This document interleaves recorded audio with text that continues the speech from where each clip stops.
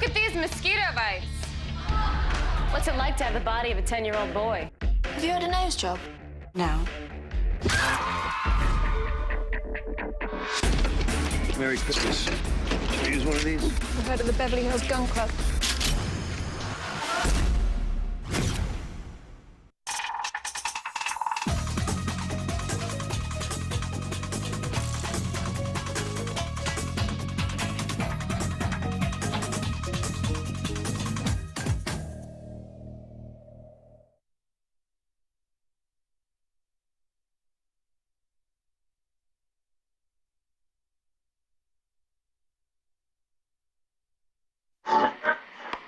Homicide involving 2 police officers in Texas is this hour's top news story. An anonymous informant led officers of the Travis County Police Department this morning to a large area on the outskirts of the town of Fuller. First responders arrived to find the remains of a badly decomposed body in a ditch near the perimeter of the property. Before additional support could arrive, 2 officers were brutally slain by an unknown assailant while surveying the interior of the house. Sheriff's deputies refused to give further details on the department's failure to properly secure the crime scene, nor of the ghoulish case itself. Currently, no suspects are in custody as the investigation on the scene continues. In 1973, the discovery of a bizarre series of murders forever changed the idyllic landscape of America's heartland. On August 18th, in Travis County, Texas, a tragedy befell 5 youths, which has horrified and baffled law enforcement for over 30 years. Their deaths, along with the subsequent slayings of 2 Travis County police officers, are universally considered one of the most notorious and perversely sadistic crimes in the annals of American history.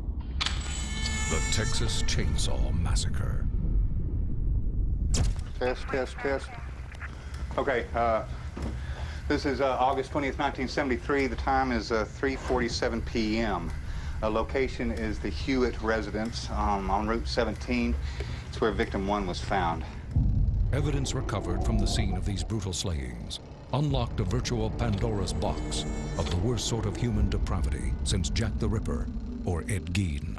There's, over here, there's scratch marks along the wall. There's some more over here. Along here, and, oh, there's something over here. Looks like a clod of hair and a embedded fingernail. Shit! Over 1,300 pieces of evidence were collected from the crime scene of the Hewitt residence. Yet none of the evidence was more compelling than the classified police footage of the crime scene walkthrough. All right, we're gonna go move into the actual furnace room. Watch yourself. Come on back here, follow me.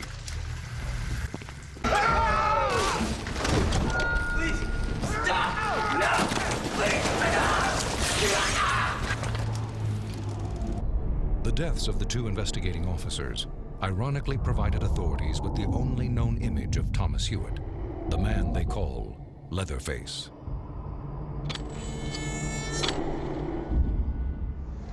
Despite this overwhelming evidence, the case was relegated to the Cold Cases Division of the Travis County Police Department. That is until recently, when evidence of new murders that predate the killings of 1973 came to the attention of investigators. This evidence links Thomas Hewitt, and indeed the entire Hewitt family, to an even more depraved past than anyone could have possibly imagined. I often ask myself, what makes a man a killer?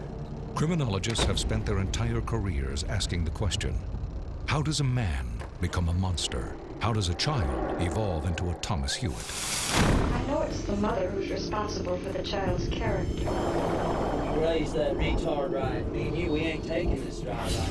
We think it calls for professional. We feel very strongly that you should take Tommy over.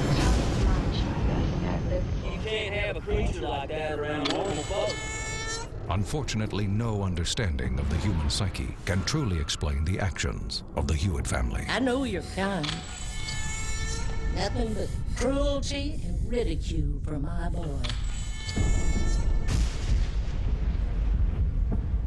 Texas Chainsaw Massacre, it's like you can ask 10 people and 6 of them will say that, oh yeah, it's a true story that happened a long time ago in Texas. It's one of the most horrific American stories ever.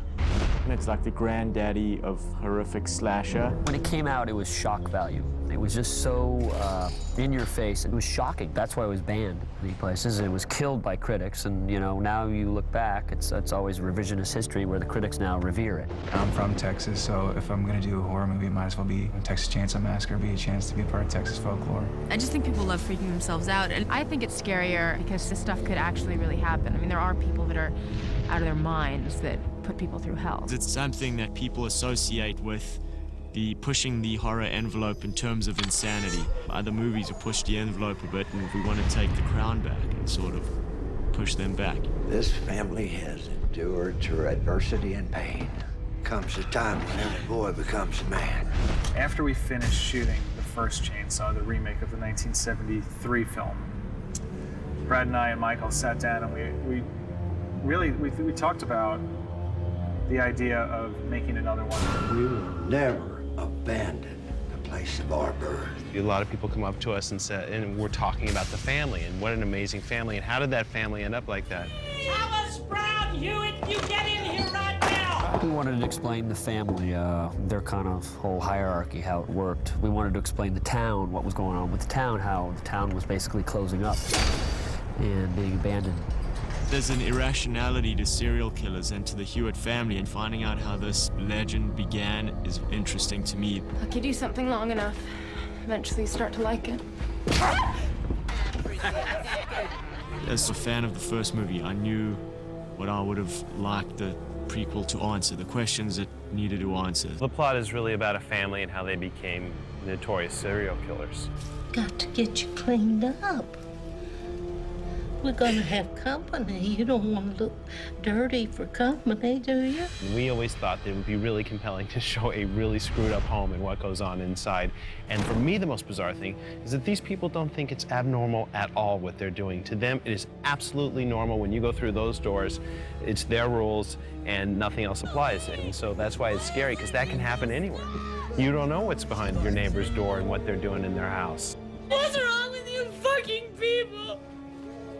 Nothing wrong with us. I actually got terrible nightmares after reading the script. It's just freaked me out. But the Texas Chainsaw is such a piece of history, and no one has ever known what happened in the beginning and why Leatherface has a leather face. I just thought it would be really interesting to do a film that explains something that happened years and years and years ago, and that was actually based on a real guy. You really do get this feeling of sheer panic when you've got some guy with a chainsaw chasing after you. I love horror films that have like one antagonist who's really sort of mentally ill and sick, because it's just more believable. For me, one of the most entertaining parts of the first movie was Sheriff Hoyt. You know, his character was insane. Look at that shit. We got something else in common now. When they saw the 2003 movie, people were always wondering if Sheriff Hoyt was a sheriff. I would classify Sheriff Hoyt as the most entertaining, colorful, shocking, off-the-wall, dastardly character that I've ever played. I think Hoyt's the type of guy that always had this in him, and now that the town of Fuller, Texas is dying down, he can finally actually act on things he's probably been thinking of doing for a long time. He's in the middle of nowhere, he rules this world, and he's the king of this kingdom, and he can do whatever he wants. And all this plays against the background of a killer in Leatherface being born and evolving to wearing skins on his face. And then slowly, of course, as he gets in the clutches of Hoyt, Hoyt is able to be the puppeteer and manipulate him. Come on, Tommy! It's one of those assholes that used to fuck with you in the schoolyard, Tommy! Come on, Tommy, get over here! Get that thing going! The first time I saw Leatherface, it scared the shit out of me. Basically, I mean, to be completely honest with you. Yeah, it was pretty much just like, oh shit, this guy is huge. I hope he doesn't hurt me. I didn't want to look at him. I did not want. He really, when he puts on that mask, he becomes this guy I'm sure you've seen. And as everybody will see, he really is Leatherface.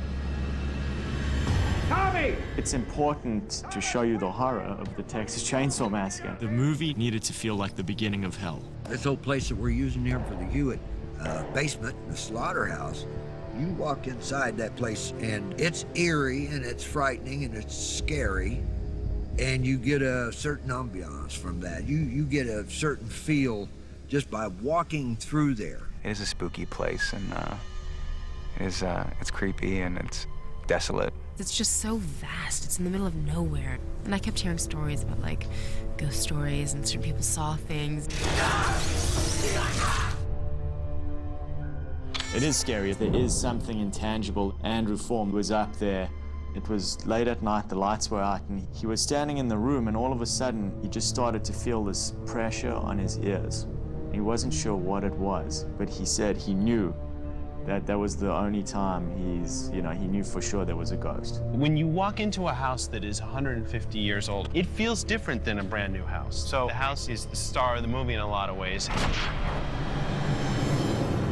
The Texas Chainsaw Massacre has a much more documentary, action, horror type of feel. What was so important when we met each actor was to tell them how physical this movie was going to be and how insane it was going to be. Never done a horror film or physical stuff to the extent that I've experienced on this film. After doing so much of this actual scenes and the action, it's more like an action movie. That's what it feels like. You just have these adrenaline rushes and fear, and it's just a really, really fun experience. I don't think my mom's gonna be able to watch this movie. I don't know if she's gonna want to see me go through the things I have to go through. If you don't have a moment where it's 3 in the morning and you wake up and the camera's on you and your face is down on the concrete and you've got blood all over you and you don't say, what the fuck am I doing here, then we haven't done our jobs. It's just more believable that this could actually happen. So I think it's easier to empathize with the characters and to, be frightened for them. I think this show is going to take, horror films to another level. I really do. We have pushed it to the limit. There's no question about it. I think that audiences will be excited to see how this family became who they are and became this torturous clan of murderers that lived in the heart of Texas, and at the same time, the brutality and the actual terror that the audience will feel, I hope, supersedes what we accomplished in the first one. The challenge is to create something that's different. So that's what we were aiming for, is just push things as far as they can go. You have made a big mistake. You started up a whole whirlwind. Take that one downstairs.